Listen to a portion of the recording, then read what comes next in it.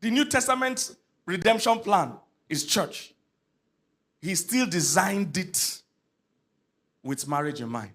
Ephesians 5. From verse 22 or verse 20.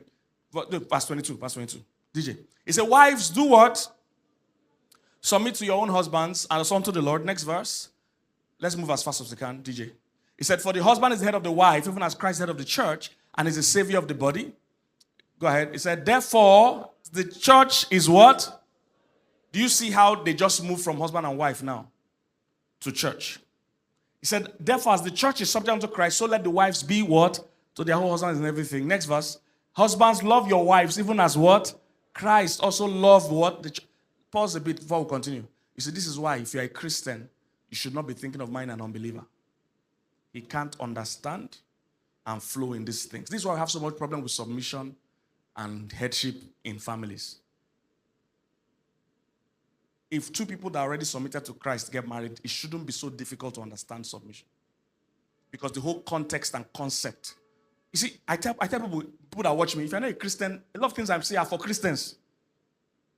So you need to understand that, because some people just come and argue, why should I submit to a man? They didn't say submit to every man in this world. They say choose the man you want to submit to. That should be rather easy. There's no car with two steerings. Every time you enter a car, you're not the one driving, you're submitting to that driver. You chose the driver.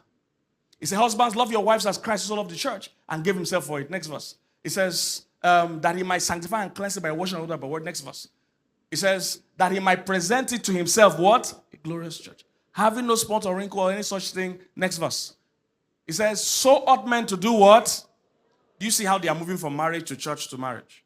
Very important. So ought men to love their wives as their own bodies. He that loveth his wife loveth what? Himself. I'll get to all this later. Next verse. He said, for no man yet hated his own flesh, but nourished it and cherished it, even as the Lord what? The church. Next verse.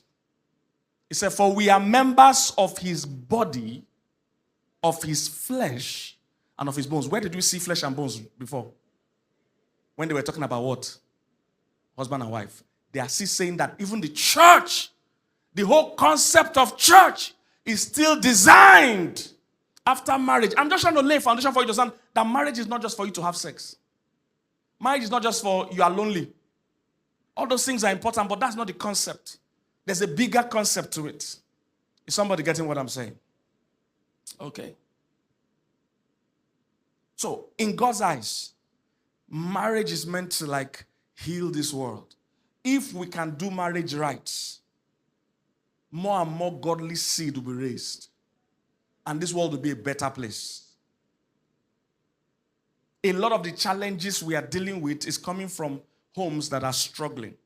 And like somebody said, if you came from a broken home, make sure a broken home doesn't come from you. If you came from a challenged home, now that you are out of this, make sure you don't produce another one. I'm just laying a foundation today. I'm just trying to show you that, look, guys, marriage is beyond your selfish reason. He said, two shall become one. Not, if you were following mathematics, it will be half shall become one. Because when two half people come together, it becomes one. That's mathematics. But in mathematics, it's two whole people become one. Why? You must first be complete in yourself. You must be whole. The problem we have is that many half people. You see, when you are half and you are looking for your other half or your better half, the challenge is that with that is that you are coming looking to get. I don't know if you're getting what I'm saying. Please follow me. All these things are important.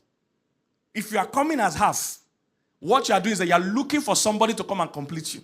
So you are coming expecting to receive. Meanwhile, in marriage, you should be coming expecting to give. The only way you come expecting to give is when you are full. When a cup is full, what does it do? It pours out. That's what is going to happen.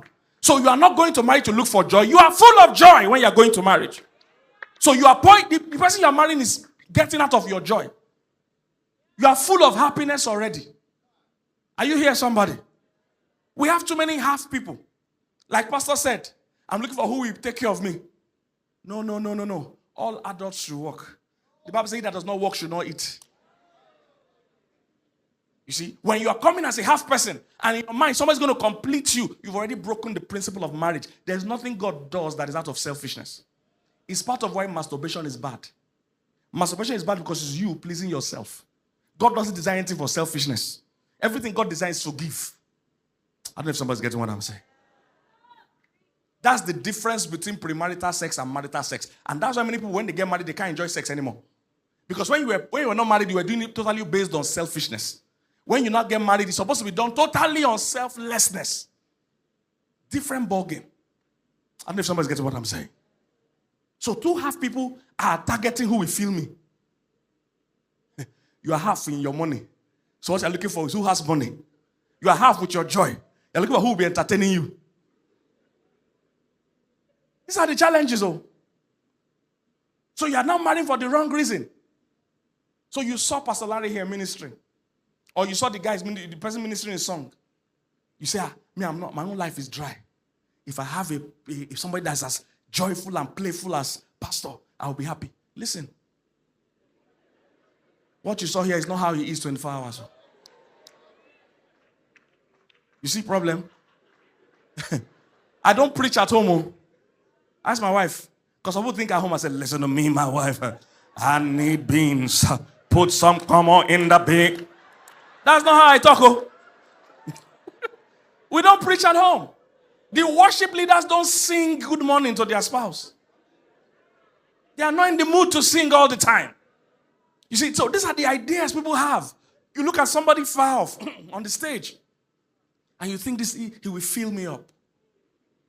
Nobody's going to fill you. Are you here, somebody? Be complete first. It is two whole people. Two now become one, not half. When you are full, you pour out of what you have. Oh, man. Oh, I don't want to walk. You know, and like Pastor Larry said, ladies fall into that trap a lot. Men too do it. I've mentioned the story about a man. But women do it a lot. That, I want a man that will take care of me. When you are not handicapped, how can't you take care of yourself? There's a respect a man gives you when you are taking care of yourself.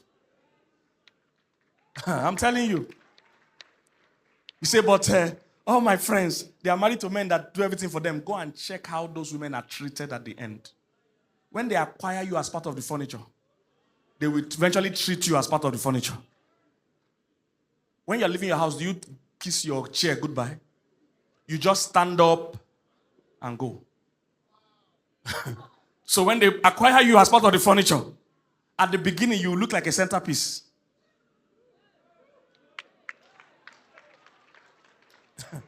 But as time goes on, they will ignore you like every other thing. Go and check. Some of those women that they buy Range Rover for, they also give them long range slap.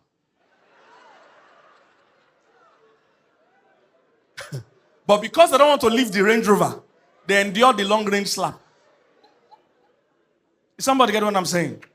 Go and find out how those things are working out on the long run. You know, for us as counselors, there are things we get access to that people don't get access to. People give you the show. We are the ones that deal with the real issues when the chips are down. There's a respect. Hey, when you are and we're going to deal with some of these things as we go on. Men, listen. The days have passed where it's only money used to oppress women. The women of today, many of them are working. So just having money is not enough. When I have time tomorrow, we'll talk about that. You know the history of some of these things and why it is so and why it's no more working. That's why in those days, when men want to marry, they are like 10 years older than their wives. It's to manually engineer respect. It's to manually engineer power. But those days have passed. So you have to do the real leadership now. You can't manually engineer it anymore.